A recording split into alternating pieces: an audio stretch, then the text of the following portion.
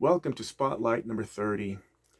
I hope most, if not many of you, have been here since Spotlight number 1, and I hope that what has taken me decades to learn has made a difference in your life over the last few weeks.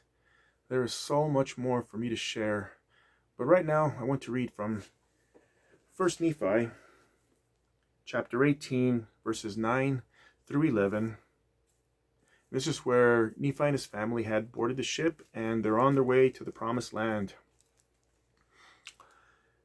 And after we had been driven forth before the wind for the space of many days, behold, my brethren and the sons of Ishmael, and also their wives, began to make themselves merry, insomuch that they began to dance and to sing and to speak with much rudeness, yea, even that they did forget by what power they had been brought thither.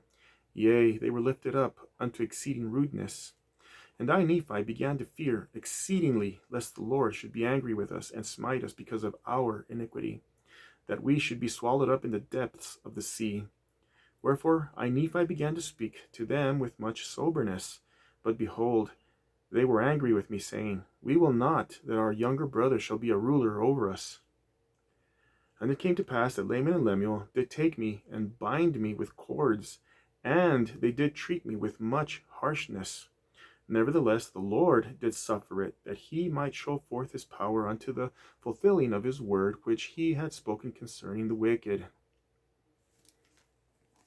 Kind of makes me wonder what kind of harshness his brothers treated him with after they tied him down.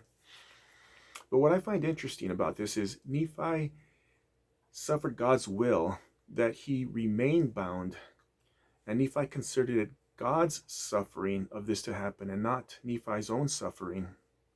Maybe if it was all up to Nephi, he might have broken the bonds like he did after leaving Jerusalem, when his brothers tied him up and left him for dead in the desert.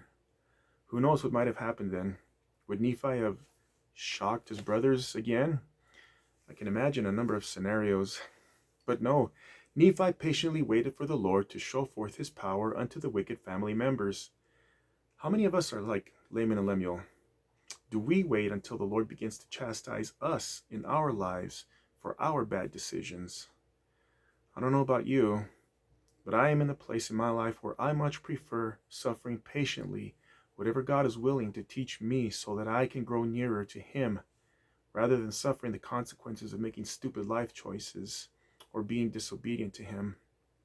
Those days are behind me.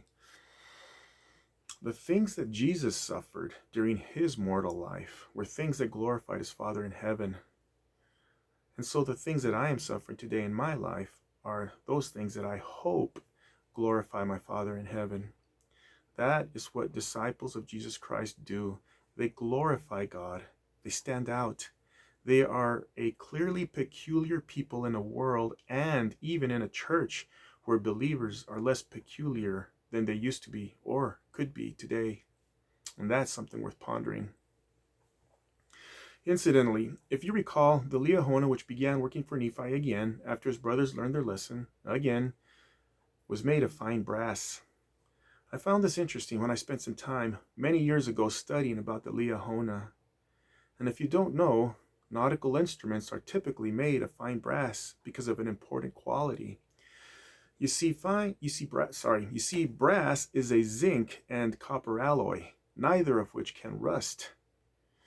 It is also stronger than pure copper. This increased strength, combined with good corrosion resistance, make it a classic choice for marine applications today due to their constant exposure to the elements, especially salt water and also rain.